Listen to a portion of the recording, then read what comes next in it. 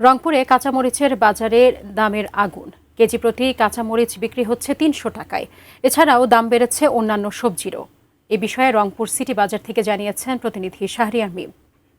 এই মুহূর্তে যুক্ত রয়েছি রংপুরের সিটি বাজার এলাকা থেকে। আপনাদেরকে জানাতে চাই যে গেল কয়েকদিনে কাঁচা মরিচের দাম হু হু করে বেড়ে গিয়েছে।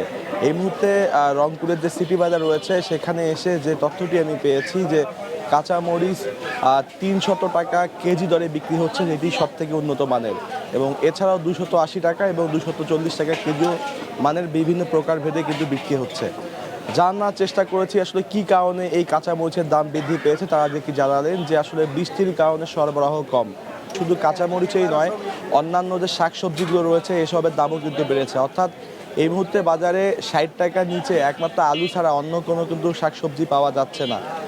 অন্যদিকে কাঁচা বাজার যেমন মাছ মাংস, সেই বাজারগুলো অপরিবর্তিত রয়েছে বলে কিন্তু আমরা দেখেছি। সব কিছু মিলে রংপুর সিটি বাজার থেকে এই ছিল আমার কাছে সর্বশেষ।